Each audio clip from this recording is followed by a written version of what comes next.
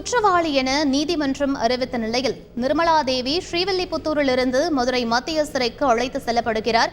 இது பற்றிய கூடுதல் விவரங்களை எமது செய்தியாளர் கருப்பசாமியிடம் கேட்டு பெறலாம். வணக்கம் கருப்பசாமி, கள தகவல்கள் என்ன பதிவு பண்ணுங்க.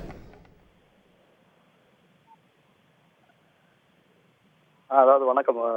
ஸ்ரீவில்லிபுத்தூர் நீதிமன்றத்தில் மாணவர்களை பாலியல் பாதைக்கு அழைத்ததாக கூறி நிர்மலா தேவிக்கு இன்று தீர்ப்பு வழங்கிவிட்டது. இதனை அடுத்து நாளை இந்த தீர்ப்பானது வரும் என நீதிபதி பகவதி அம்மாள் தெரிவித்திருந்தார். இதனை அடுத்து கோர்ட் உத்தரவின் பேரில் நிர்மலா தேவியை மதுரை மத்திய சிறைக்கு அனுப்பி வைத்தனர். அதாவது அருப்புக்கோட்டை தனியார் கல்லூரியில் பேராசிரியர் பணிபுரிந்த அந்த நிர்மலா தேவி கடந்த 2018ஆம் ஆண்டு ஏப்ரல் மாதம் 16ஆம் தேதி கல்லூரியில் பயிலும் மாணவிகளை பாலியல் ரீதியாக தவறான பாதை கலைத்ததாக கூறி அவர் மீது வழக்கு தொடரப்பட்டது. அந்த வழக்கானது சிபிசிஐடி போலீசார் ஏப்ரல் 27ஆம் தேதி எடுக்கப்பட்டது.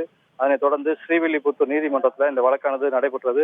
அதில் தொடர்புடையதாக மதுரை காமராஜர் பல்கலைக்கழக உதவி பேராசிரியர் முருகன் மற்றும் ஆராய்ச்சி மாணவர் கருப்பசாமி ஆகியோர் கைது பண்ணியிருந்தனர். இந்த வழக்கானது நேற்று முன்தினம் 26ஆம் தேதி இந்த வழக்கு தீர்ப்பு என நீதிபதி பகவதி அம்மாள் தெரிவித்திருந்தார்.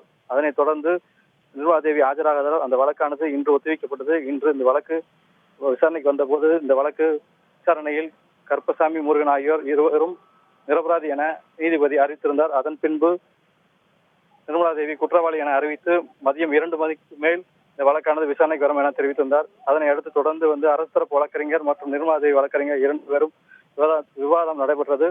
அதன் பின்பு இந்த வழக்கானது நாளை ஒத்திவைக்கப்பட்டது என்று நீதிபதி பகவதி அம்மாள் தெரிவித்திருந்தார். இதனை அடுத்து நிர்மலா தேவி தனது வீட்டுக்கு அனுப்பாமல் இந்த வழக்கு குற்றவாளி என அறிவிக்கப்பட்டதால் இவரை மதுரை மத்திய சிறை பெண்கள் தனி அறையில் அடைக்க ஸ்ரீவில்லிபுத்தூர் மகிழா நீதிமன்ற நீதிபதி பகவதி அம்மாள் உத்தரவின் பேரில் ஸ்ரீவில்லிபுத்தூர் நீதிமன்றத்திலிருந்து தற்போது மதுரை மத்திய சிறைக்கு அழைத்து செல்கின்றனர்.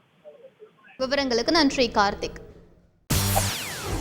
செய்திகளை உடனுக்குடன் தெரிந்து கொள்ள உடனே சப்ஸ்கிரைப் பண்ணுங்க.